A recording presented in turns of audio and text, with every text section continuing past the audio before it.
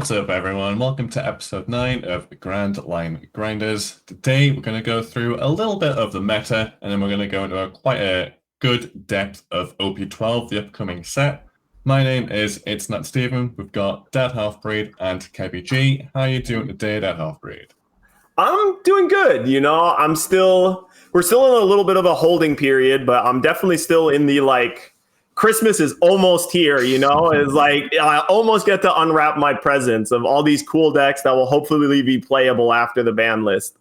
But I'm holding on. I'm trying to wait, and it's hard to not peek at all the presents in the closet or whatever. But how you doing this week, Kevy? I'm doing great. So, like he said, we're going to cover the meta, and then we're going to get right into the top 10. We have 3 honorable mentions that I think would make the cut because they had over 3 points together. So, we'll get into all that, and let's jump straight in. So, meta shifts, 8,956 for Luffy. Great times. Great times. What do you guys got to say about this? 8. Not really too much movement, is there? Two percentage points here and there, but I think we're in a fairly stable. These are the top 9 decks, and then Yamato's been in there for a couple of weeks now. But that's again, bunch of purple / multicolored Luffy in there. The only winning decks really are the decks that devote their entire existence to beating blue-purple, which is Zoro and Bello Betty. So that's the only decks that have above a 51% win rate. And it's just Luffy. Luffy As well. Yeah, I guess 51.5, but it's still it's still there. Nothing to write home about, is it? Yeah, I've stopped playing OP11 ranked, really. Just because ranked is so cursed.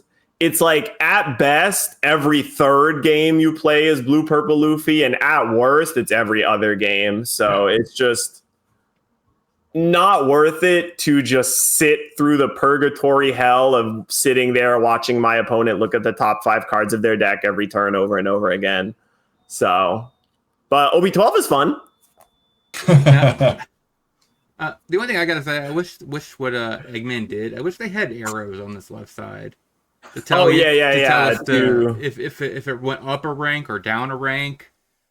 Just looking at this picture, it's kind of hard to say. Okay, was Bucky 4 last week or was it 5? I don't remember. I mean, to be honest, there's not. I mean, if you look at the rating between 3rd and 9th, there's not too much difference in the actual rating of the deck. It's just it's Snake Man, and then Bello Betty is the best deck against Snake Man, and then you just got a bunch of decks that kind of do really well at what they want to do. They all have a pretty solid game plan, but there's one deck that reigns supreme, and then there's one deck that counters that deck, and then that's basically it. It's been like that for a few weeks, but like that off said, we're nearly there. We're nearly at Christmas. Yeah. The win rates matter a little bit less right now just because the rating is kind of the thing that I think is more important to do, and it can kind of be a little confusing what the rating means. But just to remind everybody, the rating is a combination of win rate aggregate over games as well. So it's games plus win rate plus rankings of people playing those games. So those things all take account into the rating, and just 10.0 would mean that the deck is basically always favored to win any matchup that it comes against. And 9.7 is just really rough because it just means that if you sit down at a table and you see Blue Purple Luffy versus anything that isn't Blue Purple Luffy, you should assume that Blue Purple Luffy is going to win. It almost doesn't matter. If they have a good enough hand, they will win, period, against anything else. So the only exception to that is kind of Bello Betty. But Blue Purple still, if they hit Ramp into Raging Tiger into 9 Mom, they beat Bello Betty too. Yeah, and Zoro's a lot closer, of course, because Zoro's not as quick. Sometimes like even DeHapri showed on stream, like sometimes you could just get to the point where they could actually start stabilizing, and blue purple takes up a win. So yeah, great Yeah, times. it's kind of like It's what happens at the end of metas, though, isn't it? yeah, Like we all kind of knew coming into this that Snake Man was going to be definitely up there with the best deck in the format. The ban list that hopefully comes in within a couple of weeks is going to shake that up, but I'm not holding my breath, to be honest with you. We'll wait and see. OP12 is probably a bit more exciting than the ban rates, and that's not too far away now. Yeah. I will say though, no blue purple ban, and I'll be pissed. But I'm just rage. I think it has to. It has to for other leaders to start seeing play, because I'm going to talk about it during one of the honorable mentions. But I know one deck probably would come back if blue purple Luffy wasn't top. But you guys ready to get into the honorable mentions? Let's do it. Okay, so first honorable mentions is going to be Calgara. There he is. The new 5/6. That's why. It's new 5/6. There you go. It's first card, first yellow card. Up a little bit. Boom. Okay, so this was on here because it's not Steven. He ranked it high enough to where it got enough points. So how do you feel about Calgara in the Calgara deck? Okay, so it's just insane. Can I just really quick just let people know the point system? Because I actually really like what Kebby did. Is we were like submitting each of us individually submitting our like top 10 lists. And the first time we did this for OP11, we kind of like each talked about our own individual list. But Kebby came up with this new thing to like merge the lists together. So everybody submitted their list individually, and then based off of where we put different cards on the list, they were awarded a different amount of points. Highest ranking gets more points, lowest ranking gets less points. And then we were able to combine those lists all into one based off of how each of us liked cards differently.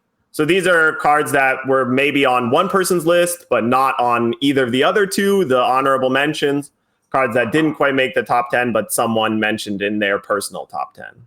Sorry to interrupt you, Steven, Calgara. No, it's great to explain it. Good explanation. Yeah. I think Calgara is honestly still an underrated deck in the current format. It's just what it wants to do. Betty and Zoro are arguably a little bit better, and it's not, you get punished a lot more by pudding with the current Calgara list as well. But this Calgara card is everything that deck wants, and honestly more. I really expect this to be the premier aggro yellow deck once this card's released, because it combos with Mont Blanc as a Calgara, it's Skyland, it's Shandaean Warrior, it's searchable from so many different things, and on top of all that, the effect is actually so good. Even on the turn you play it, if you use your leader effect after you play it, you'll draw a card, get a card from your life. It's just your hand goes crazy big, and then it's still a your turn effect. So they still need to deal with it. They really need to kill this card. And if you can have a combo with is it Mont Blanc, the one that gains your life if you've got Calgara on the field? It's Norland. Noland, that's the one. Yeah, Noland. Liar. Noland. Noland the liar. Yes. Yeah. It's just another target for that, so you're not just reliant on the vanilla Calgara, because that's previously only the target for it. I think it's just really, really good, and I think it will tip the deck from being a pretty good rogue deck to actually very good. Like, you will need to think about Calgara, you will need to play against Calgara if you're practicing for regionals, because somebody will play it, and I really expect it to be a very, very strong deck. So that's why I put it in my top 10. I think most viewers would ask this question. So what card are you cutting from Calgara for this to make 4 slots? A lot of cards. Yeah, there's a lot of kind of random cards in Calgara at the moment. I feel like there's a lot of random cards in Calgara at the moment. They just kind of placehold this because there's nothing bad to put in this. Like, this is basically better than every card other than Calgara and Noland. Like, this is literally going to be, you put maybe it's not for the vanilla, but probably for the vanilla, and 4 Noland then you build your deck around that. That's how good this card will be in that deck. Okay. Yeah, I wasn't sure if you I guys- mean, usually the first thing to get cut right now is a lot of them are playing like the 5/7 rush ace. That usually gets cut for this, and like, you can even cut Holy if you want. Some people are cutting down that because there's a new, also in this set we didn't mention it, but there's like a Darishi Shi for Sky Island and Noland. It's a 3-cost event that lets you look at the top 5, and it Yes. also searches for Noland. Yeah, that one. It's 2 Shandoran warrior type characters or Mont Blanc Norland. So it lets you search for the 6/8, lets you search for Noland, lets you search for Kalgara. And because it's Shandian warrior, often you don't want to play the Sky Island stuff of like Ohm and Holy, but still. I do And like the then- 5/6. I was surprised that it's worded in such a way that you do draw the card if you play it off of your leader effect. You don't have to play it first and then use leader. Yeah. Just a random question. Do you think this card's good enough? Just being a vanilla 2K? Yeah, it probably sees play. Probably. I think we'll be just discussing this one card at the top of our list that will also make the deck even more better because it is a yellow deck. Yeah. But yeah, I think Kalgara. The reason I put this in there is because I think it'll make the biggest impact to a deck that is already pretty good, verging on pretty good, and I think it'll really elevate that deck to like a new level. And I like that they kind of put it randomly in this set. Yeah, it's got a nice throw a nice bone for a fan favorite deck like that. For sure. So moving on, I think it was like number 6 or 7, the new Shanks. So this is actually the card I was wanting to talk about when I was referencing it. I think if Blue Purple Luffy gets banned, Shanks gains a lot out of that. It's one of the decks that holds it down. It definitely wants a long, grindy game, and most of the time it can come on top and win most matches. But Blue Purple Luffy holds this deck down. Actually, if you are planning on getting into Shanks, it's probably a great time before Blue Purple Luffy gets banned, because then your cards might start increasing in price because they're actually good again. But of a 4-drop, 6,000 attack, blocker, once per your opponent's turn, you could trash a card minus 2,000. It's a pretty good card. I think some decks, I think you might play 2 in your deck for Shanks. Now, I guess the question would be, is this better than, or is this a temporary holder until the PRBO2 Lucky Roo comes out? That's more of a question. The Lucky Roo is also pretty good for a blocker, but I think this is a nice card to put into your deck, and at least until that point. What do you guys think about Shanks? I like it. I think it's honestly going to be better in some other non-Shanks decks than it will be in Shanks. Like, a lot of the big red decks, like a lot of people were putting this in their Roger decks before all the Roger Pirate support got spoiled. And also it's like really helps red purple Luffy as well. But like, if you're a red deck that likes to play a lot of counterless cards, this just helps you a lot in terms of pitching those cards. I don't think it exactly has a home right now yet. Because like you said, there's a lot of 4s in Shanks already. You have Lucky Roo and then this, and then also other Lucky Roos potentially in the future. But yeah, it is flexible. The thing that stood out to me is, would you rather have this or like the 4-drop 2020 chopper blocker? Yeah. Like I think that's a pretty fair comparison. The fact it's got no counter, I think, makes it a little bit rough. Obviously, it makes up for it with the opponent's attack, but against heavy removal decks, this could be it's probably feels worse to play than the 4-drop Lucky Roo. That's like my issue with it. But it's definitely going to be a useful card for a bunch of red decks in the future. I think it's probably better into aggro than, I would say, Chopper, right? Because I mean, it's better to pitch. If you get a hand, a bunch of dead cards, like top end, you have like 3 Silver Rayleighs in hand. This is probably going to help you more than a Chopper because you're able to pitch a card potentially and do that. But generically, I would say Chopper is better. Yes. I think this card's better if you're going to be attacking with it, right? Like that's the part of the card that this is actually good at because of the 4/6 stat line. And like the blocker is just gravy for late games, but I think most of the time you are going to want to and should just be attacking with this thing and using its opponent's attack thing on defense. But I think it's just in kind of a rough spot because like Steven said, Chopper is kind of like a go-to. But if you're a red deck that isn't a Straw Hat Pirates deck, then, there's reason to play this card.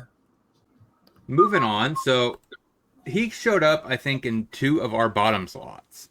Like 10th, 8th, 9th, between me and DeHapReed. Of course, this card is going to make Sanji really good. It's the foundation backbone of it. But when I was talking to DeHapReed on stream, I think it actually kind of boosts Blue Purple Croc. So for all you Blue Purple Croc fans out there that want to have the 3rd round of this kind of effect in your deck, because like I said, you have OP1, Mr. 1, you have EB01, Mr. 1, and then you have this. So you have 3 of them that technically have this effect that could just get gigantic and be a Jesus Burgess type thing. But what do you have to say about this card, DeHapReed?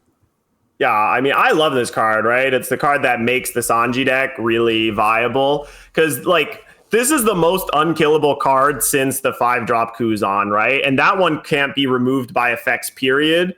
But this one basically can't be removed by effects either. The only way to kill this is through combat, realistically. You have to attack into it, because everything else can be stopped by a single Dawn -1.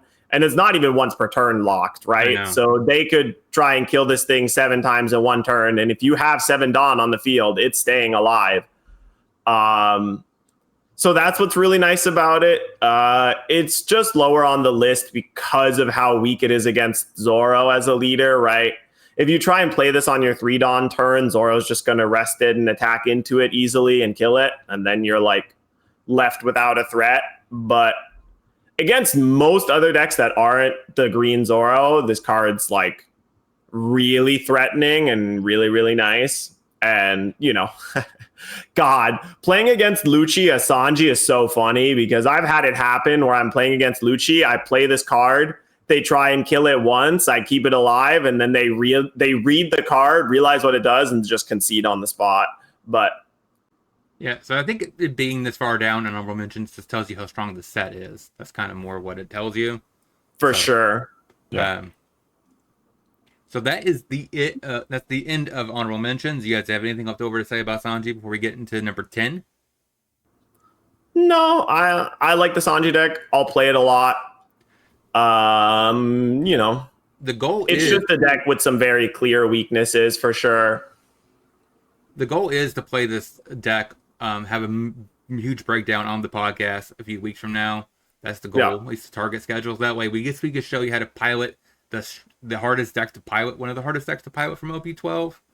That way when you get into it, you could actually get into this card and deck if you want. So number 12. 12? 10, sorry. Number 10, we're going to get in and hand it over to Steven, because this was on his upper top 10. It got 7 points. Yeah, I just think this card is nuts. Obviously, it's literally Roronoa Zoro leader locked, but I think it just offers the deck so much. If you're playing this on 5 or 6 Dawn, I feel like you're probably winning the game. That's how oppressive this reads, and when you see gameplay, it's how it feels. The fact that it's 7k means its swing is extremely relevant. Resting a 6 cost or less is crazy good, but then it gives 3 Dawn to your leader to make your leader effect active. So it's kind of got a pseudo rush effect in the fact that it can make your leader swing twice, because you rest something, you swing into it as the leader effect, you swing into something else, whether it's life with another character, whatever it is. It just does so much. Then on top of that, it's also a slash character, so it's searchable with, your 8 searches that you're gonna put in the deck. I just think it's everything that the deck wants, and it's crazy powerful. It's just crazy, crazy powerful. Oh. I mean, this also was it would have been on my top 10 list. I think I had the Mr. Prince at 9th or 10th place. And one of the main reasons why I had Mr. Prince over this was because at least the Mr. Prince Sanji is playable in other decks in theory. Even though, you're not going to play that many events in other decks. But like Kebi was saying, you could try it in Blurple Crocodile and other lists and stuff like that. And this is very specifically Zoro leader locked. but it is a defining Zoro card, right? It is like one of the things that make Zoro a tier 1 leader, just because of like how much damage and pressure this card puts. There's so many numbers on it that are just really impressive, right? Like 5/7, vanilla stat line, very aggressive attacker, rests 6 or less, and it's original cost of 6 or less, base cost 6 or less. That means no cost increase, no cost reduction. Also gives 3 rested Dawn. So on the 5 Dawn turn, you're also attacking face for 8k. So like this is like a curve demon. When you play this thing on curve, it is so much damage, so much pressure. It usually kills a character too. So it's definitely a very swingy card. It's less good late than it is good early, obviously. But yeah, I definitely think that like Zoro is a tier 1 deck for sure. If they ban Blue Purple Luffy, it'll be in contender for top 3 decks of the format for sure. But if you ban Tashigi, I would instantly say the deck drops down a tier. Just straight up, deck goes from tier 1 to tier 2 if it loses this one card. Yeah, I feel like the most optimal thing you're going to do with this thing is literally tap down either Beer Luffy, Sanji and Pudding. Those are like the most notable ones that you're leading. Those are the ones you have to answer immediately. So tapping them down, having Zoro hit it, and then untapping is absolutely important, I would assume. Yeah. Just based if this targets anything that isn't a searcher, you're so far ahead. Yeah, any 4-drop that they've played, yup, it's dead, and I'm swinging 8k at your life. Like, it's just, I just think it's crazy strong. To be fair, it's just the unplayed lead a lot. It's just the rest the Dawn that's lead a lot. I could maybe see us get a little bit of random play in some of the decks, but it's basically exclusive to Zoro. Mm-hmm. Yeah, because you could only have the tap effect, right? Yeah, but like on play wrestling at base cost of 6 is pretty decent on a vanilla stat line. Yeah, especially if playable off 8-drop Resonante. I could see someone cooking up something with it. Mm-hmm. Smoker, technically, 7k, so get paid in Smoker, you never know. But I just think the card, it just, like the Half-Breed said, it just elevates the deck from a tier 2 to a tier 1. Like, that's how powerful it is. That's why it made my top 10. So, number 9th on our list also got 7 points, but this one showed up in 2 people's list, which is the only reason why I put it over Tashigi, is Luffy. So this showed up in 2 people's list. Wasn't as high as Tashigi as, of course, in Steven's list, but it did show up in the Half-Breed and Steven's list. What do you guys got to say about this? Yeah, this card has so much text. It does so much stuff. It just does an insane amount of stuff. It's really crazy how much stuff it does.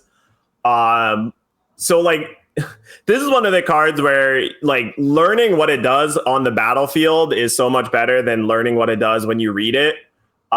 So if you have 2 attached Dawn, so Dawn attached to your leader of characters, it gets +2 power. So it can be a 4/6 vanilla stat line. And then on play, you have to reveal 2 events from your hand. But if you do, you can play a red character with 3,000 power less from your hand. And then you also give a rested Dawn to your leader or character.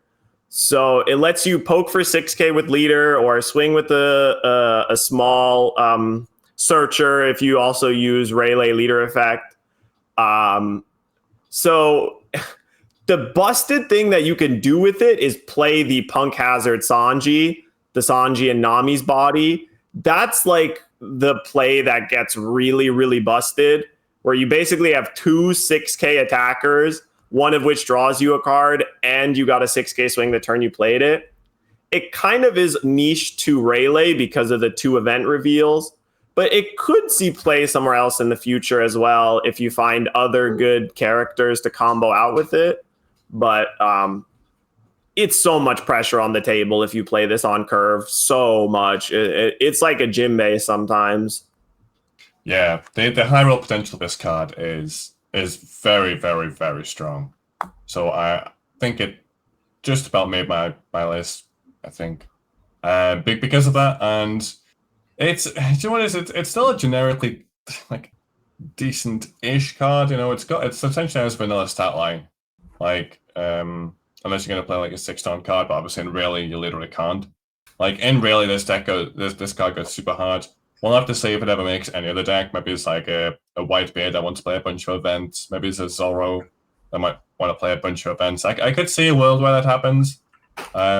Especially if, you know, something random like the Animal Chopper got banned. This could make a new Zorro list. But we'll wait and see. But at the moment, it's just a premier Rally card. Yeah, so I mean, the real question is like, so would Rayleigh still be a good deck if this card didn't exist? Probably not. No. Yeah, so that's that's the key thing I think people need to know why it's so good. So 8th place with 9 points is Perona. On play, if your leader has Slash, you look top 5, reveal a Slash, put it in your hand, or a green event, and then put them in the bottom. What do you guys got to say about this? I mean, this card fundamentally changes green decks forever. Yeah. Every leader is now looking at the top right corner to see if they can play this card or not. It is that strong. Like, there's so many Slash characters in the game as well. The first part is not limited to green Slash attribute characters either. So the multicolored green leaders, Smoker, that is also Slash can search red Slash characters if they want. And Law. The green event as well is like bringing back a bunch of cards that would, you know, have not been played in decks for basically ever. A lot of them, like Paradise Waterfall. Obviously, again, goes ridiculously hard in Zorro because you got the I'm Invincible version for Zorro. You got a billion Slash characters that you want to grab from it. One done 2K as well. It's not to be underrated. Like this can get random chip damage in sometimes. You know, it can trade well into other searches. The fact that it's got that stat line is not like the major positives of it, but it's like it's another thing. It's top 5 as well. It's not one of those top 3, top 4 searches. It's just it's a crazy powerful searcher. Like really, really is, especially compared to ones that we've seen recently. Yeah, it's so good. It's so strong. Do you have any thoughts on it, Kebby? I mean, the only thing I could think of, yeah, I mean, definitely, I could see any world where if you think the best card in the meta is Zorro, 9-drop Zorro, then this card immediately, I guess, would be flagged on your radar because this does get you Zorro. So like then you need to see if you could, you know, construct your deck if it's Bonnie or if it's not really Carrot because Carrot doesn't make sense for this, but you know, any other kind of green leader, you're just like, okay, I really need Zorro because the meta calls for Zorro. Then like I immediately, yeah, I could see where you would look at Perona, look at Slash stuff. It is lead locked to Slash, so it would be like you'd have to play the Nami over this in those kind of decks. But the leaders that are Slash, like this just goes crazy hard. You are true, so true. Yeah. How many Slash leaders is there in green? A lot of them. I mean, the big one's Zorro, but it's also Smoker, Red Green Law, Zorro Sanji counts as well. Yellow Green Law. Those are the main ones I can think of right now, but I know there's some other ones I'm missing. I guess either Kinemon or Odin might be. Yep, both of those as well. Yeah. Red Green Odin, Kinemon, Green Odin, yeah. There's definitely more than you think. Yeah. Perona is special, right? The leader? Yes. Yeah, okay. And it makes sense. I feel like a lot of the time, a lot of the ones that are swordsmen are usually in green. I don't know if that's a flavor thing or... Most of Wano is in green, and Wano is all about samurai and stuff like that, so there's a lot of Slash characters there. You guys have anything else to say about the Perona? No, just pick yours up. If you want to play green, buy Perona. Like, you just have to. It's just a permanent staple now, you know? Yeah, it's going to be one of those cards that if like Cody Jones, where it's probably going to be relatively cheap starting out, it's going to keep creeping up because it's an SR. Yeah, so yeah. And like, so many decks want it. Yeah, this is not a rare like other the other searchers. Yeah. They're usually just rare. This is secret rare. A lot of searchers are like 25 cents, but this could be a $5 searcher. Yeah. Again, it's especially depending on the ban list. Like For to just sure. make green better and better. So crazy good. So Oh, seventh Hody place. Jones is a splash leader too. Let's not forget about that one. No, All right. let's forget about that one. So seventh place is Nico Robin with 10 points. Yeah. What do you guys have to say about Nico Robin? I love this card, dude. I am madly in love with this card. I've been testing Koala and Black Purple Luffy, and this card is so villainous sometimes. Like, man, it is so gross. I think some of the grossest things I've done with this are obviously like the turns that are really disgusting are like Nico Robin, make them pitch to, untap, 8-cost dragon, play Nico Robin back out again, make them pitch 2 more. The games where you resolve 2 of this is crazy. So I guess I'll just read it again as well. If your leader is Koala or Monkey D. Luffy, this character gains blocker and +3 cost. It's a 9-cost, 7,000 power blocker in play. If it's leader locked, which is a little awkward, but like that stat line is so good. It's so hard to kill, blocks all the time. And then on play, you can trash 1 card from your hand. If you do, and your opponent has 5 or more cards in hand, they trash 2. And so if you play this on 6, this is always trashing 2. There's just no such thing as you getting to 6th on and your opponent has 4 cards in hand. Like if they do, they're already losing because they probably like countered out of your 7K swing on your 4-Dawn turn or something like that, right? Like just a play that doesn't make much sense at all other to dodge this card. And it just like messes with your opponent's future plans so much. And the 2 cards provide so much value, but I could gush over this card for forever. I love this card, but the 2 leaders it's good in are 2 of my favorite leaders, Black Purple Luffy and Koala. So what about you, Steven? Yeah, much the same. More think about it for Oil Luffy than Koala, but the card just reads extremely powerful, and being a 6-Dawn 7K blocker. I mean, I know it's 9-Dawn in play. That's like 7K blockers are always very, very powerful in One Piece. The fact that the on play is 5 or less is crazy because I don't know how much we played of the meta where like 8-drop Isho was in a bunch of different black decks. Having to ditch 2 cards when they're on 6 or more cards was always rough.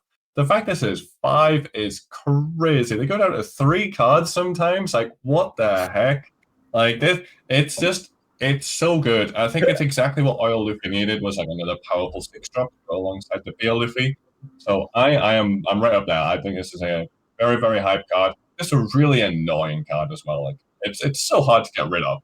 In Oil Luffy, will be a 10-drop on the field as well. Like what? So strong, so strong. The How only about thing you, Kevin? I'm sad about with this card is, for one, you really can't play it in Sabo.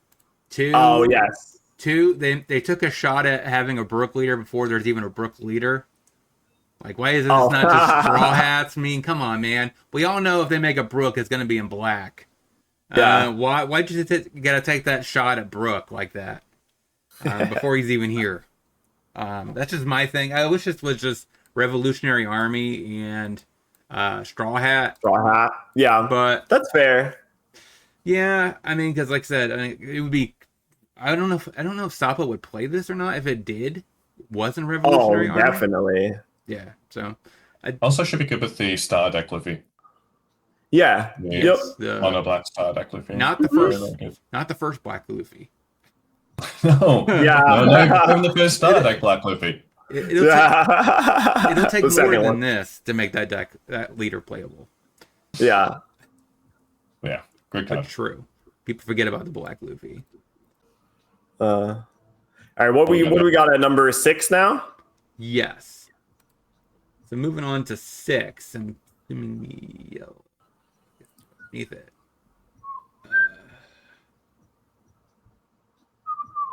The Pink Man. Yeah, there he is next to Law. Boom.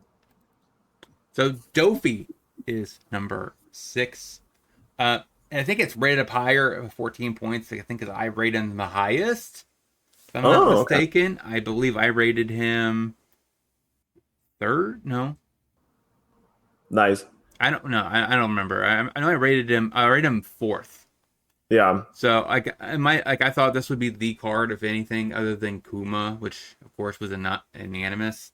Um, Or it might not be. You never know. You'll have to. yeah, Have to yeah, you'll have to find that out. But yeah, Yeah. so Spoilers. so I do think this is going to be unanimous of why yellow would return besides the other one. So I rated it really high because yellow is not really a part of the meta as much, and if anything can bring yellow back, it's going to be these two cards from the set. So that's why I have them rated up higher. Because I figured there's plenty of yellow players that want to play One Piece. So, what do you guys have to say about them?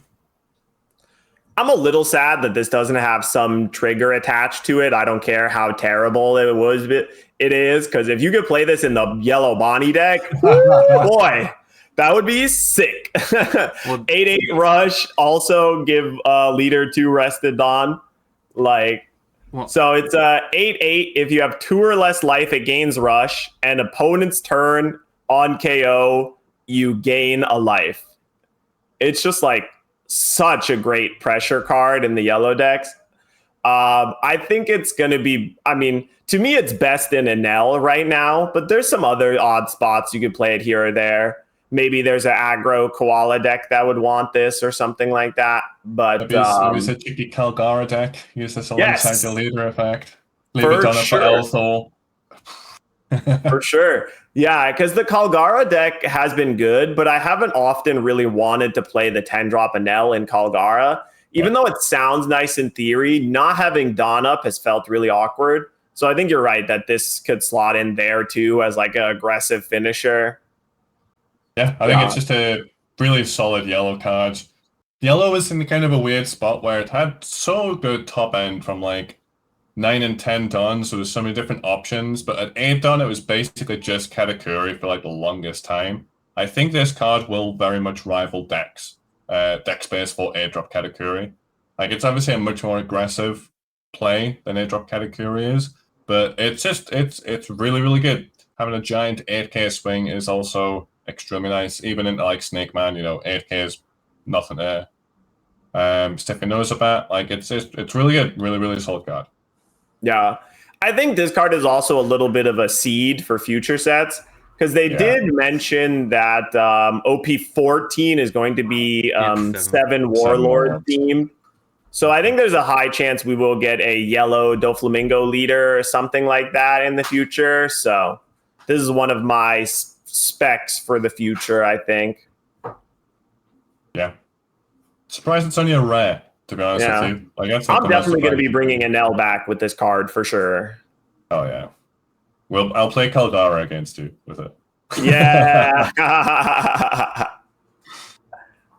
Yeah.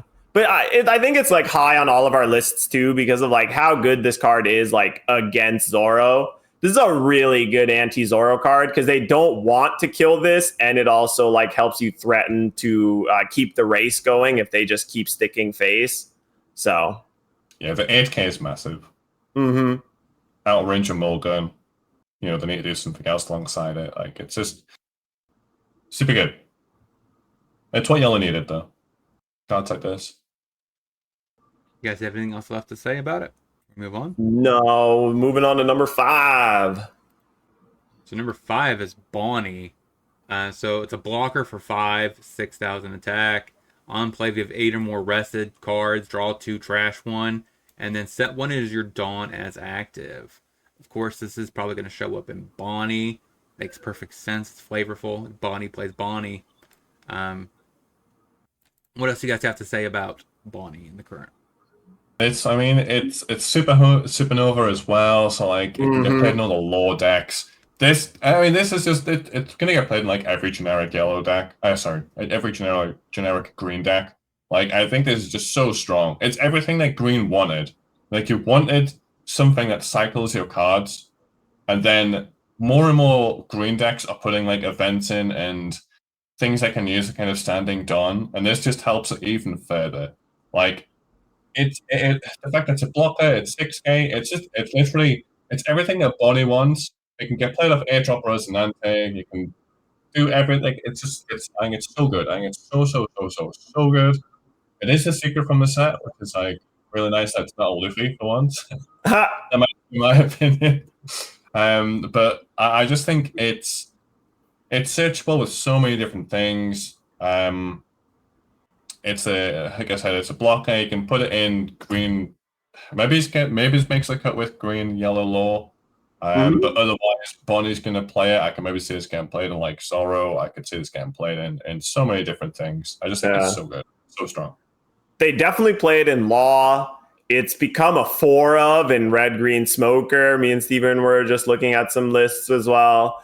Like, it's really good there. Obviously, you can play it in Bonnie. It gives you the option of like pivoting your Bonnie deck entirely almost and not playing 8-drop Kid anymore. And rather than relying on 8-drop Kid to stay alive, you just have this blocker and another 8-cost blocker, and then you just spam blockers that way. And the 8 rested cards will probably happen more often than you think. It means it's not that good on 5, but a lot of turns after that, it'll still be good because your leader counts as 1, right? If you rest 5 Dawn for this and you attack with your leader, that's already 6. So you just need 2 other rested permanents. You know, sometimes you can just turn one of your searchers sideways and attack leader, even if it means you lose the searcher, right? It's like fine. It gets you an untapped Dawn and draw 2, trash 1. So just remember to count your rested permanents, keep track. It doesn't do it automatically. You do have to work for it a little bit and think about it. But yeah, excellent in Law, decent in Bonnie, excellent in Smoker, and potentially has room in almost every green deck period. Yeah, I mean, I guess the way it's worded, I mean, I guess it means you kind of want to be. Like if you put some 5, you would have to attack with 3 things before you play this if you want to 8 rested cards. So I guess it's more of a. Is it more of a card you want to play with something else in the same turn, or? So is this making Is this making green more of an aggro color? No, I just think it gives it more options. Like even if you just play this, like it's not the end of the world. Just play this on 5. Like it's a consistency card. It's like fine. The fact it's got counter as well, so it's not a break. Draw 2, trash 1 in green is not an effect we've ever had realistically. Like we've had like it can be a samurai, and then there was that Enel that's like breasted characters draw 2, trash 2. This is like the first one we've had where it's like 5-cost blocker, draw 2, trash 1 is so powerful. We've seen it so many times. We're finally getting in green. It has that added effect of getting that Dawn card active. And I don't know if you haven't seen the OP12 meta, so many green decks are running 1-cost events now. This is super relevant. It's not just a Bonnie like leader effect setup. It's like a setup for Paradise Waterfall, for Room, for whatever it is. Like it's such a good effect. It's such a strong effect. Yeah, I hopefully we start getting more cards in green like this, because purple is usually like either you -1 or 2 Dawn, or it's also if you have 8 or more Dawn, then you get an effect that's powerful. So hopefully we start seeing more green where you have X amount of rested cards to get an extra huge effect. That way they could push green without making it too powerful. Yeah. So it's a nice little skill check and a nice little extra puzzle added to the game that helps make the games feel a little bit more interesting, and you have to think about how you play. But yeah, I mean, the thing that there's so many good things that you can combo with this card. Like you were mentioning, Kebby, it's not usually a card that you play by itself, but when you play this and another card, it's really strong. Like Rosinante into this is really good. In the Smoker decks, obviously, they play the 5/7 Smoker, and then they untap all their Dawn, and then they play this as well, right? Yeah, that type of stuff. You also could do a Cavendish on tap 2, play this for 8 total Dawn. Yep. Then you untap 1 with Bonnie, and then you're basically setting up with 6,000 attackers next turn. Yeah. And playing it with Rosinante seems really, really busted, the 8-cost Rosinante. Because then you get like an 8K body in play, you drew 2, you trashed 1. You have a 5/6 blocker that's like immune to removal, and you have a Dawn up to potentially protect the Rosinante or your leader as well. So very nice. Okay, so moving on to number 4. Should be no surprise, it is Monkey D. Dragon. Actually, I think I had this lower. I had this 5th, I think, in mine. So this definitely got pushed and elevated up. It's a very good card. I had it a little bit lower because it is leader locked. Yeah. But still, it's an absolutely crack card. On play, you may put 3 Revolutionary Army type cards on the bottom of your deck. In any order, and then if your leader is a Revolutionary Army, you may return 1 character. Doesn't matter. It's not leader locked for that one. 6 or less from your trash. So this can get back a Rebecca, which gets back something else, if you really wanted to. But what do you guys say about Monkey D. Dragon? I mean, it's one of the cards too that I guess like it maybe should be a little bit lower, be based off of like how kind of low I ranked Tashigi. But I mean, this is has a little bit more wiggle room, right? You can play it in Sabo and in Koala. But I also just think it's such a good card going forward. Like, this is the Black Revolutionary Army card going forward. If there is a Black Revolutionary Army leader, every single one of them will be built around this card. And because of how juiced this card is, and like, there's multiple of these types of effects that are like an 8 cost or a 7 cost that play out another character. But all of those previous characters played characters from your hand, right? This plays a character from your trash. And it's like not quite as busted as Moria, obviously, because Moria wasn't leader locked in any way whatsoever. But you still get the same level of value, right? You get an 8 cost body, and then you get 6 Dawn potentially worth of stuff. And the fact that you can grab anything makes for a lot of different options, right? Like in Koala, you can bring back Kuma, you can bring back Nico Robin, you can bring back like a blocker. In Sabo, there's you can bring back the red Karasu to give their leader -1. You could bring back like a Rush Luffy to attack them. And Red Black Sabo is going to be a leader in the future in OP13.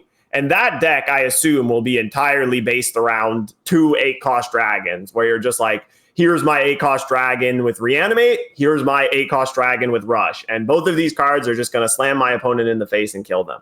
But yeah, I've been playing Koala, and the amount of games I win by just going Nico Robin, Monkey D. Dragon, Nico Robin, my opponent has 3 cards in hand now, is so many. It's like most of them.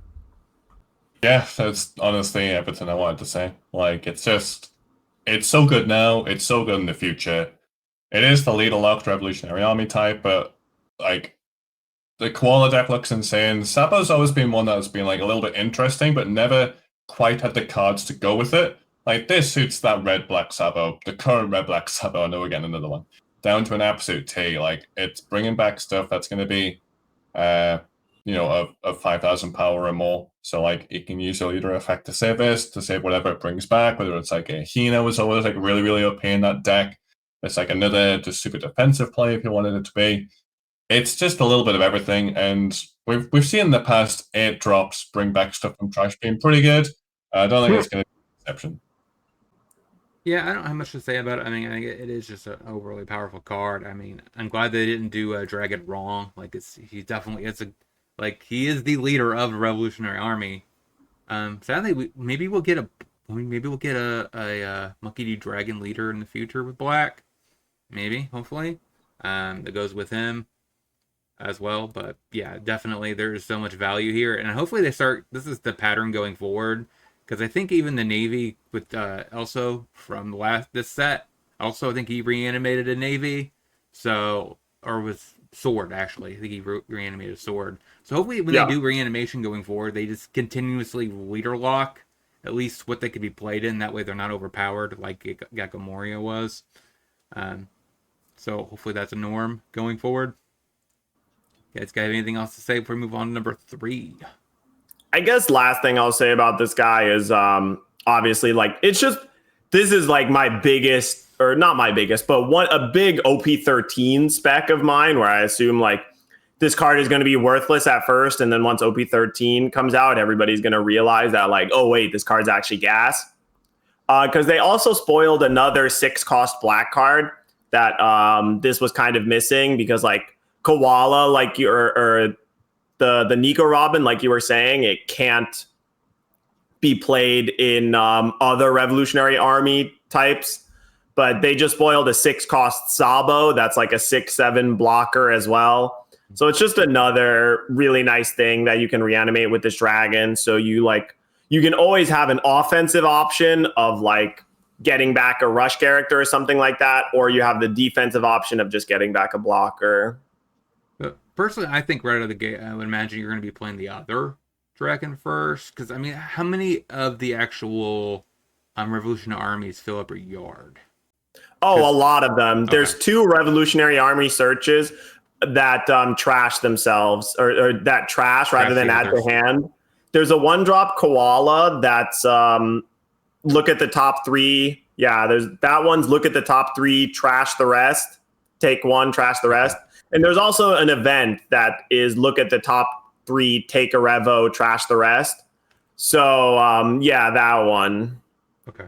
So those 2 cards combined means your trash is going to be pretty full pretty fast just by like playing any searcher. Like this event alone gives you 3 Revolutionary Army cards in your trash usually, because it trashes itself plus 2 other cards. And then all you need to do is put the card that you want to bring back into the graveyard, either by having it die normally or trashing it with counter.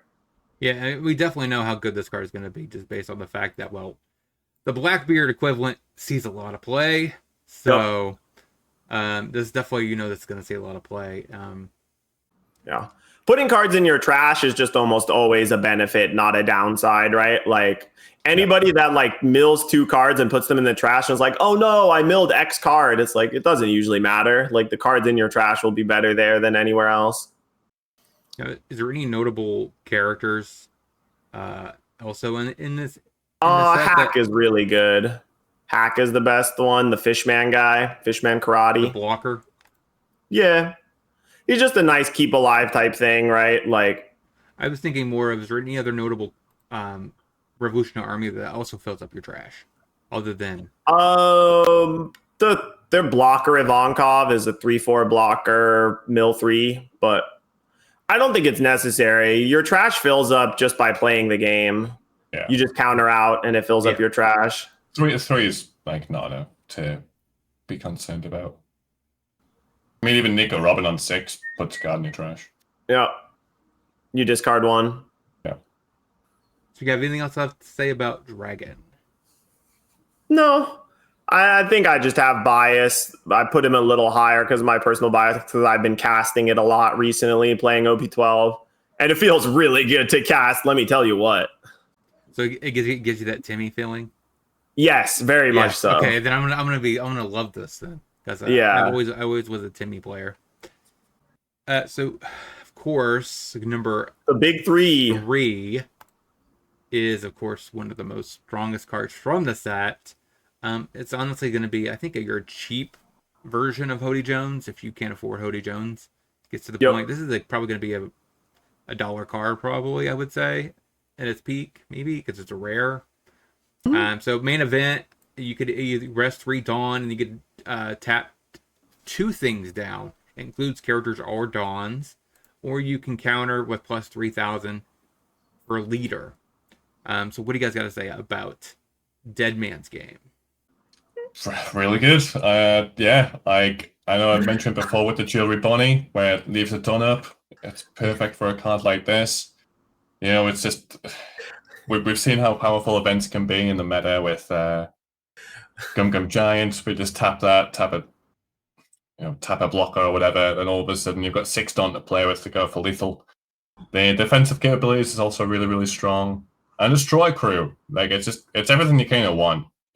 Honestly, you can just read the card and you can just kind of say, like, yeah, this is pretty damn good. This is pretty damn good. Yeah. I mean, it's like, I like green cards and I play a lot of green decks, and I know a lot of people that like casting green cards, but I don't know anyone that looked at the One Piece format right now and was like, you know what this format needs more of? More Hody Jones. There's not enough copies of Hody Jones running around. That's what we really need more of. But Bandai decided that's what we needed. So here we are. Blocking, by the way, that's for noobs. Who blocks? You're supposed to turn cards sideways. Either you attack with them, or I'm gonna turn them sideways for you and then kill you. Yeah, it's like I think they've really nailed so many of these events with like the active main rest X amount and then count like give your leader 1k, and they've kind of continued that with they've all been very strong. Like not all of them have seen a lot of play, but green more than any other color has ways of getting Dawn active at the end of your turn. So this is even a color with more flexibility about what you can kind of include in your deck event wise. Also really good in June bit. Oh yeah, true. Shout out, you know. Yeah, for all those fish fam out there. Yeah. Just super solid. Does this bring back starter deck kid? Starter deck kid? I don't know about that. I think we're a little past starter deck kid, and there's some green leader in this set that might be a little bit better than starter deck. I want a cereal with starter deck kid, so I like that deck, but I don't think anything can bring that deck back. It's just a different time, you know. It was a different time. I was just joking because I literally I recorded that video not that long ago. Yeah, no, I'm it's going through funny, leader, but like, it's just like everybody hates this type of card. But I love this type of card, right? Like, I want this type of card to exist the same way I think that they should never ban pudding.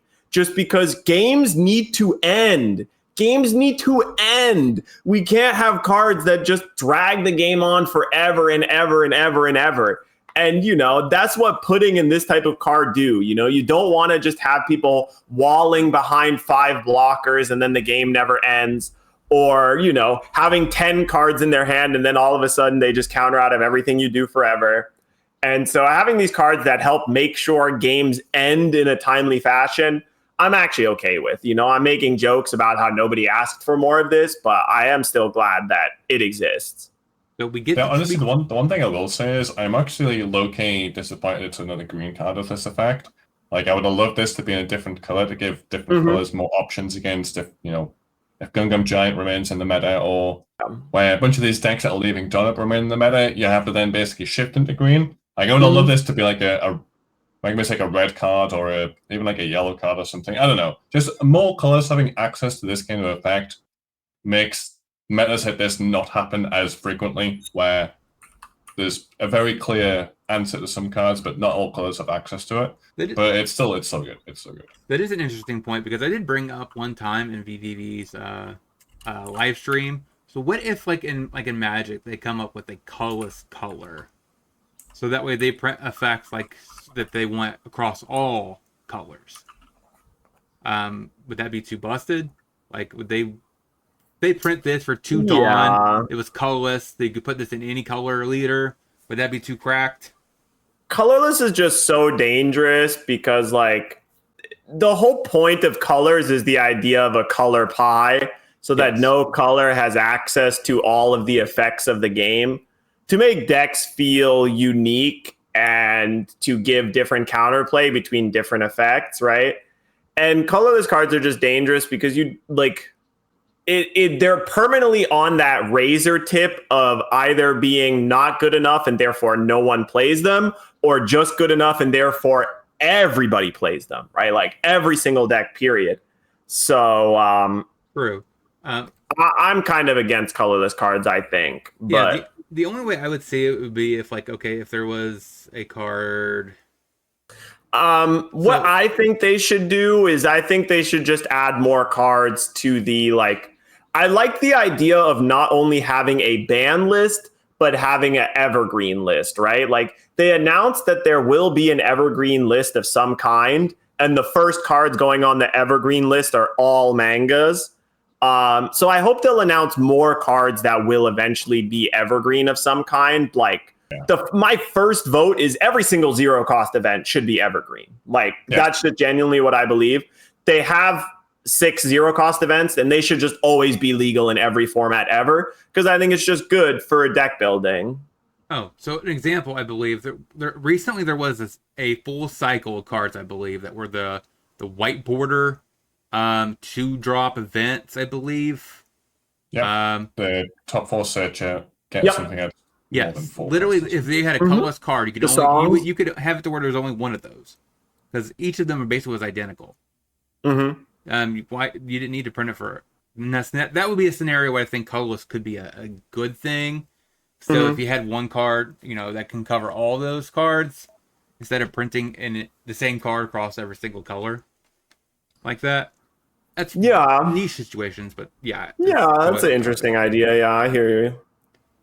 So you guys, anything else to say about Dead Man's Game? I mean, the card does speak for itself. No. Yeah. You will lose to this card 100%. Like, you're going to get ready. Play around Same it way when you you lose to can. Hody Jones. Yeah. All right, so the next card, we're going to hand it off to Steven after I go over the card.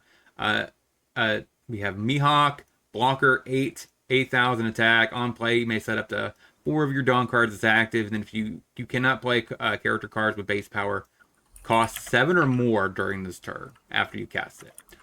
What do you guys say about this, Steven? Kinda nuts.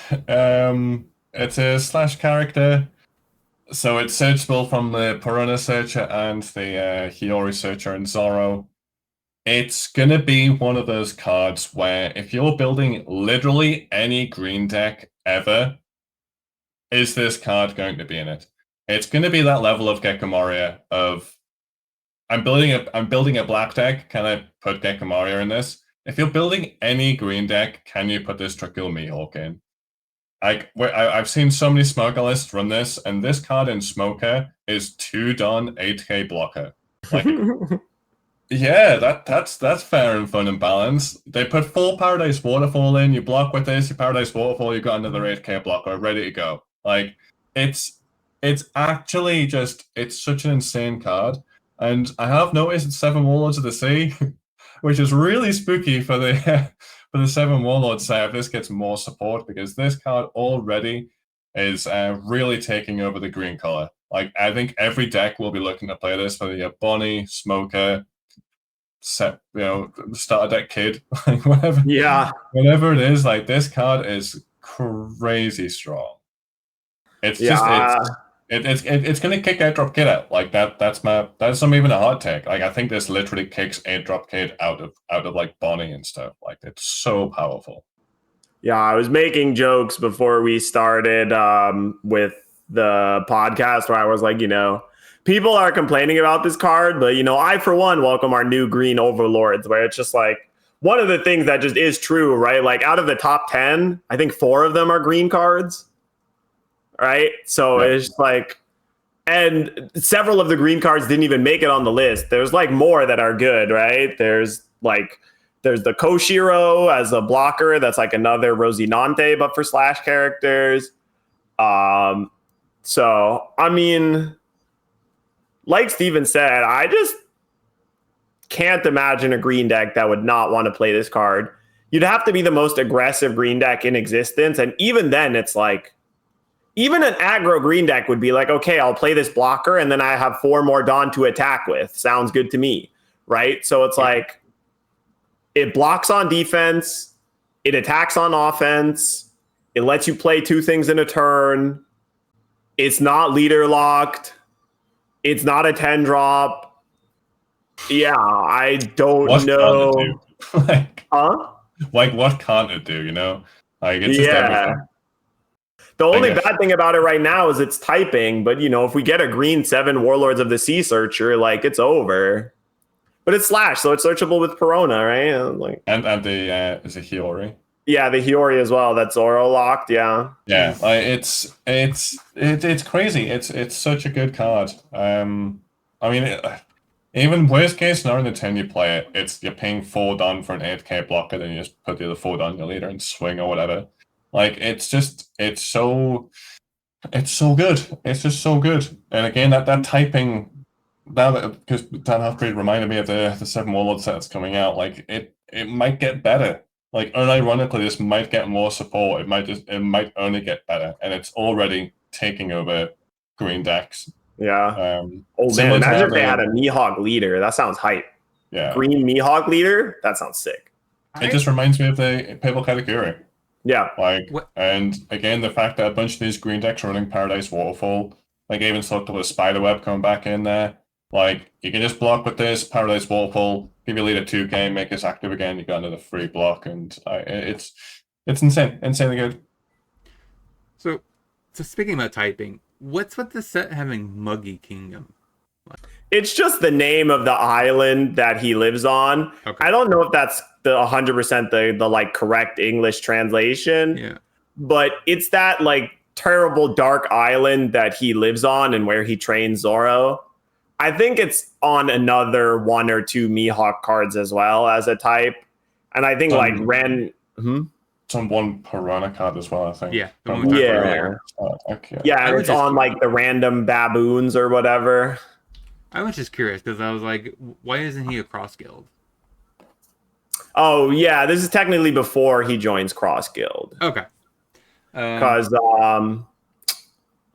it's funny. I'm like getting to this point in the story right now because I've been rereading One Piece. But technically, story wise, the 7 Warlords of the Sea eventually get disbanded, and that's why he joins and helps create Cross Guild with Crocodile. So this is while he was still a 7 Warlord before it got disbanded. This must have been when he was training Zoro. Yes. Yep. Yeah, so what I would hope for the leaders going forward, like in that set, hopefully they make a green-blue Mihawk, yellow, blue, blue, yellow, purple Doflamingo, probably. Doflamingo. Pick the 2 colors that the 7 Warlord mainly shows up in. That would be kind of sweet. Because, I mean, there's a lot of blue Mihawks, there's a lot of green Mihawks, so it makes sense that he would be green blue as a leader type. That's just me. Hopefully that's what they do. That way you could play a all tribal Mihawk list and just be that guy. Yeah. There's a lot of cool things they could do with the 7 Warlords for sure, right? Because there's a decent amount of them. There's more than 7 because some people left and some people joined. Throughout the show, but we'll have to see. It's pretty far away. We still need to look at OP13 cards, so let's not get too carried away. True. All right, so you guys ready for number 1? The big guy himself. Nobody would be able to guess this. Like, gonna be a big surprise. Yeah. All right, so Kuma. 7,000 attack. On play, you may trash 1 card from your hand, add up to 1 card from the top of your deck. 2 your life cards in this character gets 2+ cost to your next opponent's end phase. On the opponent's turn, on KO, add up to 1 card from the top of your deck to the top of your life cards. So let's be honest here. This is probably the best card printed since Gum Gum Giant. I mean, it's not quite the same as Gum Gum Giant, but it is kind of a ridiculous card. I mean, the difference between 6 cost and 1 cost is like very, very huge. But it is kind of crazy that we just talked about the Mihawk and how insanely busted that card is. And there's still a card in this set that's better than the Mihawk, right? Like, I think comparing it to Mihawk is pretty close. What's like, I can't even think of a card that you could compare this card to in terms of just like, it's just such a bundle of like raw card advantage and stats. And it's like, why does this thing have 1K counter? I don't understand. Yep. How does it also have 1K counter? It's just bonkers. You could have stopped reading after the on play. Like, right? That's probably still the best card in the set. The fact that it also gets the on KO of gaining a life is just absolutely wild. Like, it's an 8K it's an 8 cost that's in it. You play it. It's just It's just mind-blowing. It is absolutely mind-blowing how good this card is. And I know that Halfbreed touched on it earlier, but like in Koala bringing this back, you can get the on-play again with Dragon. Like, it's a 6-cost Revolutionary Army type. Yeah. So it's crazy. It's crazy how good this card is. To not be leader locked as well, I think is a mistake. I will say that. I think the Mihawk not being leader locked was a bold decision. This not being leader locked to like a Revolutionary Army or something is crazy to me. 6 done, gain a life is so scary. Like I know I touched on it earlier with the Calgara deck with the Noland. Like that effect for like 5 dawn, but no, it's never really just 5 dawn in that deck. You're getting at least 1 life for 6 dawn. Like it's it's so strong, and then being on the 7K body as well. Like it could even just be 6K. Like a Nico Robin of their unplayed trash one of their lives have been on 3 or more life. That's a 6-ton 6K. They could have it's just everything. Everything is just overtuned on this card. I feel like choose one of these effects. Like you can't have them all. You need to choose one. Either the unplay, the gain 2, gain a life, or the un-KO. Like why does that have all 3? It's wild to me. So, Yeah. The thing I would want to say about this is a lot of people are asking for Charlotte Linland to eat a ban. The 9 drops at Linland. Why? This card is that on steroids, right? It comes down 3 turns earlier. It has a 1K counter, so it's not a yeah. I mean, it's a different color, right? We're all used to yellow having life gain effects. It's just like purple having life gain effects is what I think some people feel like breaks the color pie a little bit or whatever. But still, yeah, it does feel kind of silly to ban a card like 9 Mom when I will say until my dying breath, 9 Mom isn't even that good of a card. It's fine. But the only deck that ever really played 9 Mom before Blue Purple Luffy was Mono Purple Luffy. And outside of that, it didn't see almost any play whatsoever, right? And yeah, if you just compare those 2 cards on like power level, like raw by itself, yeah, this card's way better, right? Like it's cheaper, it has a similar effect, attacks sooner, it has the on-KO effect as well. I mean, the typings on it are kind of crazy to me too.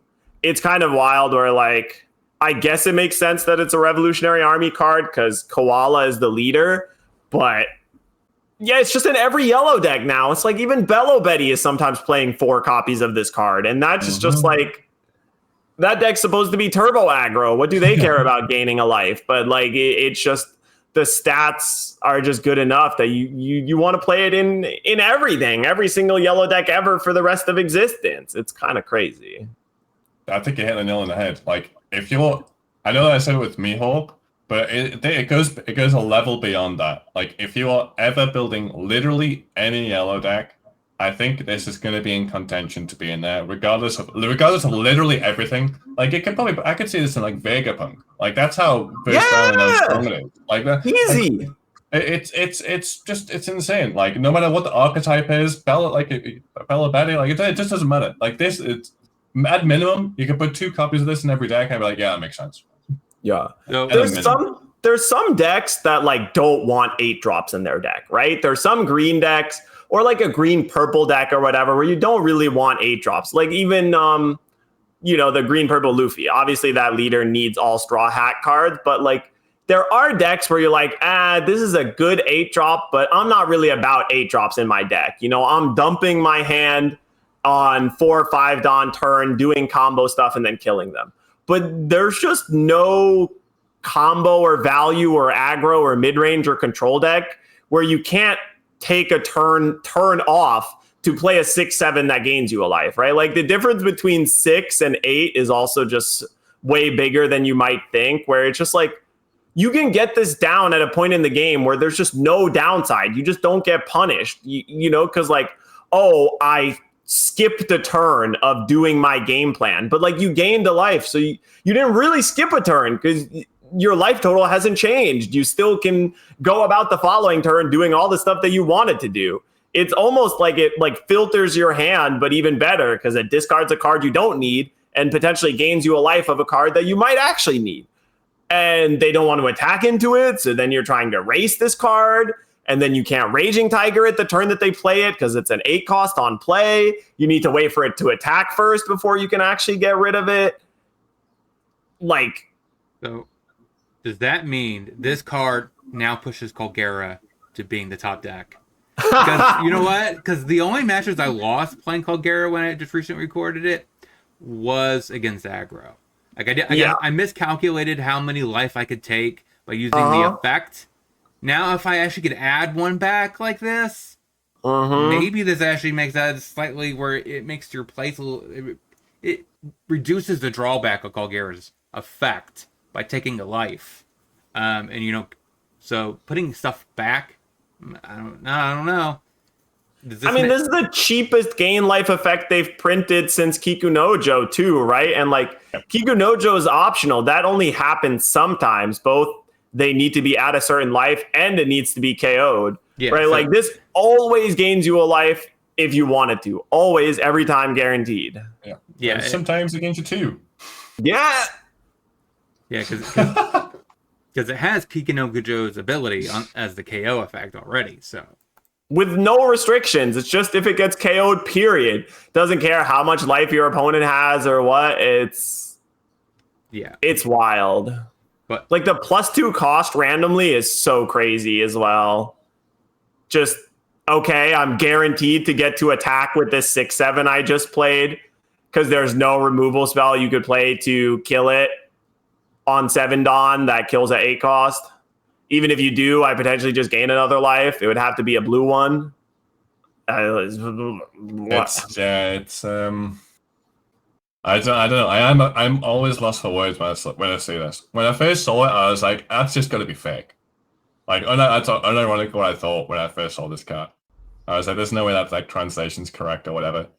Like, it's wild. It is, I think, hands down going to be the best card of the set.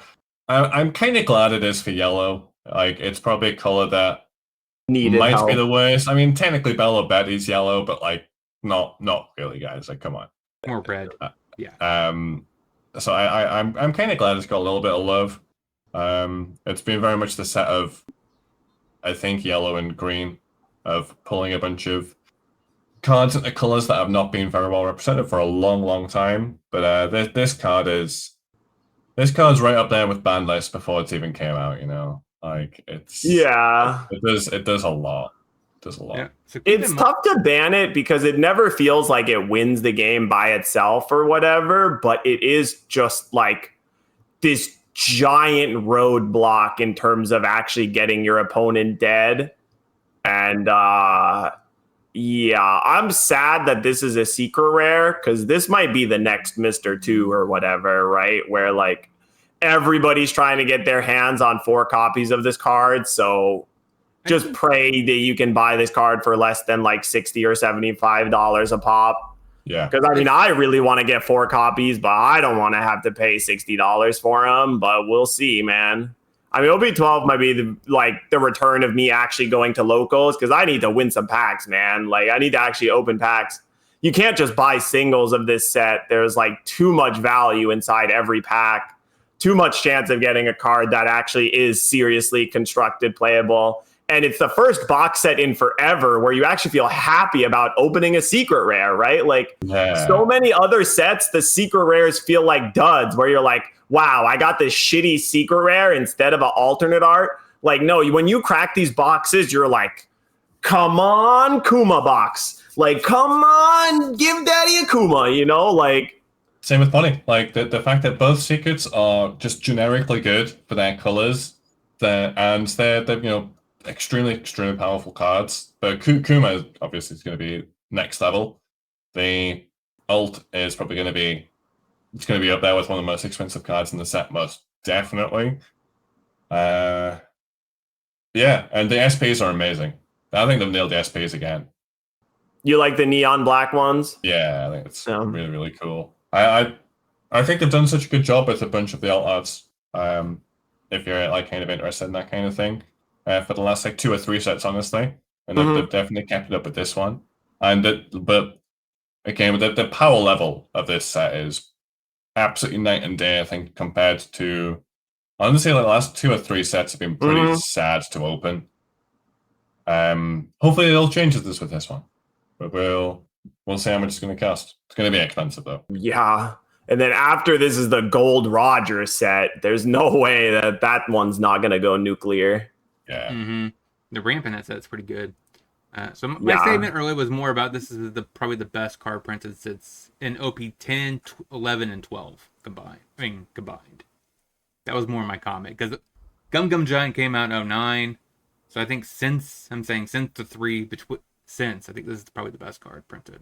Yeah, it could be individually. Yeah. If you ignore the Gum coloring, Gum Giant was also a card where you just read it and you're like, what? Excuse me? how does this make sense? This has to be a misprint, right? Like they fucked this up somewhere. And this also is like close to that, where you read this and you're like, are you sure? Like, are you sure you want to print this? Like, are you sure? Like, it could have literally stopped after add up to 1 card from the top of your deck to your life cards. It doesn't need the rest of the text. Yeah.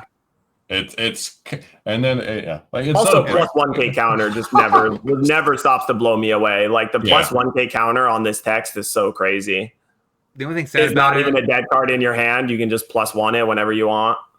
The only thing sad about it is there's no trigger. Yeah, I mean, they had to trigger it. It would be nutty, dude. Yeah, imagine Bonnie playing this. Oh, now this has a trigger? Bonnie? Yeah. Oh. Gain a life and attack you for 7. How dumb it is, this probably makes a buy list. I mean, 100%. Yeah. Like, it's not even... You can't not play it. That's the thing. It's just like, you play it in Vegapunk, you play it in Bello Betty, you play it in Enel, you play it in Koala, you play it in Nico Robin, you play it everywhere. Black Yellow Lin. Yeah. Now we're just name every single yellow leader and you're like, yeah, I'll play it. Sure. So the real question is, does this make purple yellow pudding good now? I mean, does it make it good? No. Can you play it in the deck? Yes. I mean, I like the purple yellow pudding deck that you put together. That's much more focused on just playing the 8 drops and isn't all in on the 10 drops. Because I think the 10 drops feel like a trap most of the time. But yeah, the deck there might be something there trying to aggro out a million 8 drops. Katakuris, baby. The Katakuri deck. There's like 20 Katakuris. It's actually going to be pretty sad once yellow Katakuri rotates. That card has been actually very good in yellow for a very long time. Well, maybe they'll print one, the exact same card, but 6 drop with 1k counter. Yeah. We'll see. I mean, they printed this. Why not amp it up? Yeah. That's going to be our argument for a while. It's just like, oh, they'll never print that. It's too broken. It's like, well, they made Kuma, man. You never know what they'll do. Like counter argument, 4 mana 7/7. You know. Yeah, right. Uh, I don't know. I think a 4 Dawn 7k vanilla wouldn't even be that crazy. No, it's just a Hearthstone meme. Is it? What card was that? It was a shaman card like a long time ago. Oh yes, okay, yeah, I remember. But yeah, I think that just about wraps up the top 10. I think. Yeah. So if there's any cards that you guys think we've missed, definitely just comment them below. We'll there's so many cards. This one, we did the OP11 one, and in OP11 our lists were almost exactly the same, just like the order was different. But in this, it was actually like hard for me to cut cards. Yeah. Because there were like several honorable mention cards that are all like interesting but didn't quite make the top 10, right? Like I think we mentioned I mentioned Koshiro at one point. It's like a 2-cost green blocker. That card's all over the place now too, as part of the Slash package. We didn't even mention like any Kuzan cards. And Kuzan's all of the Kuzan cards. Well. Yeah. Kuzan has kind of fallen off a little bit for me, but I mean, Garp is obviously an extremely good card. Yeah. The super rare Garp. Yeah. 8-drop AK, play another 8-drop Navy card. The new Buggy. There's the Buggy 2K for the Buggy deck. That'll help too. There's so many cards. It's a really good set. It's a really powerful set. Yeah, this is all of the leaders are pretty strong too. I felt pretty good about all of the leaders, with like the weaker 2 being Kuzan and Purple Yellow Rosinante. But those are still like not terrible decks, and they have decent game plans. It's like there's no Hody Jones, there's no Kuro or whatever in this set. It feels like, you know what I mean? Yeah. I get you. Because I even had him as one of my honorable mentions. For me, I thought this card's actually pretty good. This Hekutuk is really good. Yeah, draw 2. Trash 1 card, which is really good with Kuzan. And then just give your Kuzan a rest at dawn. That's a pretty good card. Yep, even the Kuzan, the 6-out Kuzan's pretty solid. The Ace event, the Whitebeard one's pretty good. Like yeah, you can pretty go through most cards, and most cards be like that's not a bad card at all. Yeah, the That's how I'm good the card is. Invincible event as well, right? Like for Zoro. Yeah, I think purple kind of got maybe the worst bunch. yeah, The I mean, purple oh cards yeah, are that's a shame, isn't it? I mean, yeah, Even the the purple Crocs cards are thing. just all for Sanji mostly, except for the Yeah, one law. the Croc for your blue purple Croc. Enjoy Yeah, it. your purple yellow croc as Yeah, well. like his Croc. yeah. So I mean, overall, this set looks pretty good. I mean, you're not going to be upset if you go crack boxes with this. Um, I mean, most of the rares, I think even the Zoro sees play, doesn't it? I've seen this card before. Yeah, it sees play as like a two of in Yellow Bonnie. Kid. It might have been Bonnie that I've seen it. It does have a trigger. Yeah, it's not bad in Bonnie either, but it's really good in Yellow Kid because it has an on KO effect, and in Yellow Kid you can give it blocker. I think it might be the best set since like OP05 in terms of like power level. I think I would say OP09 is close, right? The set with like the four Was it No, Mom it's in the there? very four strong. emperors, the Luffy, Blackbeard, Buggy, Shank set. That's true. That's true. It's very strong as well. Yeah. What are the here? Just like scroll down to the alternate arts and let's close out on that. The alternate arts. I think like the worst thing the Hancock's not that great. The Law is obviously kind of a stinker. And the Shanks is medium. But a lot of these alternate arts there's like a lot of really good hits as well, right? Yeah, we didn't Yeah, mention. probably like the Resonante is going to be the cheapest, I imagine, the one drop search. Yeah. Yes. Though And the then 7-8 Law might also be pretty cheap since it's like Rosinante leader locks, Yeah. basically. The Shirahoshi is interesting. It's like it does help the Shirahoshi leader. Not that that leader was that great. Yeah. We get the promo soon, right? It's been announced. I can't Yep. remember what it was in. That may creep its way onto rogue list. Oh. It is basically unplayable without that card. Oh. With it does kind of stuff that Vegapunk. Like it reminds me of Vegapunk. Sorry. Mm-hmm. When it gets Look to at that this level, artwork. Oh. Yeah. Yeah. That The that is the fire. alternate art events just always look good, right? Like the Gear 2 looks really good. Same with these new. That green event is going to be so expensive. I think the most expensive one at the moment is like 60 quid, well, £60. Wow, really? Like like the generic one drop events do Uh-huh. two things, but I could see that card being £100. Like I think it could. Like I don't know about best 100, but version of it. $60 sounds I don't know. I think that's going to be totally like likely. I think that's going to be like a 4 of in so many decks. Oh. Yeah, I don't know about the neon ones. I have to see them actually like in paper more often, but they look not bad. I like them. I like them a They're lot. interesting looking. Yeah, that the limb full- one feels a little weird. Like it feels like we've moved past limb by now, but Like, look at that. The Ace and the Zoro are just absolutely amazing to me. yeah, I I like the know. Tashigi a lot too. These Yeah. these artworks look better if they were poster. They would be amazing as a poster put on your wall. That'd be kind of cool. Yeah. 2 Blackbeard as well. It's kind of random. No, that Yeah, won't be. I think they're going through the cycle. It was the Nika Luffy first, then it's the 10 drop Blackbeard. I wouldn't be surprised if they did the same like gold and silver treatment for Buggy or Shanks next set. So the question I was gonna is, say- how much is this teach going to be? Because it's probably not going to be nowhere near the amount as a Luffy. Yeah, the gold Nika Luffy is like 3K. Yeah. Is this only going to be 1,000?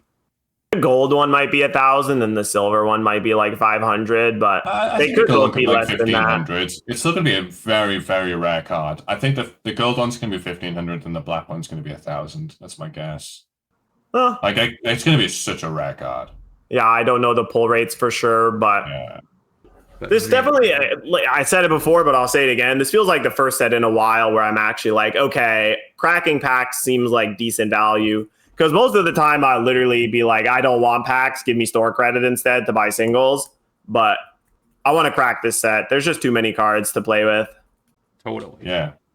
Actually, just one last thing before we leave. I was tempted to put the 3-drop blue event on my list. The card that I put on my list. Booth burst. Yeah, I think it's a very, very solid card. Yeah. So like, if you really like the Sanji's, what do you call it? Pillar? Is that what it's called? The draw 2 for 3 that usually see sometimes he's play. Sanji Pilaf, yeah. Pilaf, yeah, okay. This, depending on what you're doing, this could just be a strictly better version of that. Mhm. It is a little restricted. If you have more than 6 cards, you can't do it, but At the moment, I'm very skeptical of 4 life leaders. Like, very, just because of how much aggro there is, and then you've just got, like, the crazy top end. So I don't know how I feel about it right now, but in something like, I don't know, like an ace or blue yellow ace or something, I don't know. This could get a little bit of play in the future, but right now, I feel like the meta, you can't really play 4 life leaders. I feel like it's been like that for a long time now. what about We'll see. What about Nami? Could Nami play this? You can't because it needs a multicolor leader. Or Nami you mean blue is. yellow Nami? Yeah, Blue blue. yellow Nami can play this 100%. Yeah, Yeah, maybe. I mean, blue yellow Nami has enough card draw of its own usually, but but yeah, this is the one the card I had. I was the only one to put this, I think 10th on my list because I thought it was it's a good event in general. But yeah, Solid card. so we're gonna go and close it out, and of course, the goal is next week we'll be doing the end of the month market watch. We're gonna talk about how PRBO2 has affected the actual market. Next month should be a little bit more interesting at the end of the month, because then at that point we'll have the ban announcement and see how that actually affected the market. Because you might see a bunch of cards crash depending on if one deck falls off. But yeah, so let's go ahead and hand it off to that half-breed. yeah, I mean, obviously, thanks so much for watching, everybody. I'm excited. I'm still kind of like just working on other stuff until OP12 drops or the ban list is announced. But definitely come check me out on my channel at twitch.tv. I'm really working on doing a small little write-up and tutorial on all 6 of the OP12 leaders. And so you'll be able to find that either on my YouTube, or I'm going to try and start working on a Metafy. But you'll probably also see some of those breakdowns, or at least parts of them, on the podcast, because we'll talk about some of the new leaders on the podcast before they drop. But still, always great to see you guys in chat. And what about you, Steven? How are you feeling about One Piece in the podcast right now? Wait and see what the ban list is going to be like. I haven't played too much One Piece. I did actually play a bunch of Jinbei Nice. just this week, because it's actually a really, really just fun deck. Yeah. I've been having more fun just playing like kind of random fun decks a little bit here and there than the competitive side, because it's just every other game is some variation of some purple Luffy. But we'll see what the ban list brings, and then when the new set drops, I'll probably be jumping straight back into it. How about you, Kevin? Yeah, so I'll be definitely probably looking at beginning of the next season to start with immediately all the new leaders on this channel in particular, because this is where I play competitive decks. So I'll be playing all of them based off of deck lists from the East, seeing how they do in the West, of course, and all that stuff. So it'll be fun. Don't forget to like and share this video, this podcast around, subscribe, do all those things. The links for if DeHappery gets it up in time, I will link his in breakdown analysis when we cover Sanji and when we cover Rosante, I believe, or maybe Koala. Koala was the choice, I think. So if he has those two, he has his up in time. I will include the link to their video in the description for those as well. That way you have another alternative look. But overall, we're going to have a lot of blasts. Like I said, next week is Market Watch. We'll start getting into OP12 stuff exclusively. And then, of course, we might also be covering in a few weeks. Actually, I think we're going to be covering what we think is the best decks the week before OP12 comes out. Yeah, hopefully we'll be able to talk about ban list changes and stuff at the same time, though. Last thing I wanted to say before we close out the podcast, I think it'll be fun to next week, after we do Market Watch. I was tempted to ask you guys this week, but I guess we'll save it for next week. We should have a bit of a debate of, is Roger broken or not? Because that's the thing that is like tearing Reddit apart right now in terms of like, oh my God, Goldie Roger is the most broken leader they've ever printed in existence. They're going to ban blue purple just for Roger to take over and be 50% of every tournament. So look forward to that, hopefully. But Yeah. I think that's it for any of us. For us, any other closing thoughts? Nope. Just go ahead and leave questions down below. We'll address them on stream. So make sure you comment because that helps the algorithm and we will find the actual podcast because we need this viewership to increase by tenfold. So if you are watching this, subscribe. Everyone tell 10 friends. Yes. Tell 10 friends and have them tell 20 friends. Okay? We're starting our own pyramid scheme right now. Pyramid scheme, yes. We are the pyramid podcast. So do all that, comment questions, all that down below. Like I said, all the links to our Twitches are down in the description. So go check out all of us. We're all great people. You're going to love our streams. So until next time, hope you guys have a great rest of your day. We'll talk to you guys next week.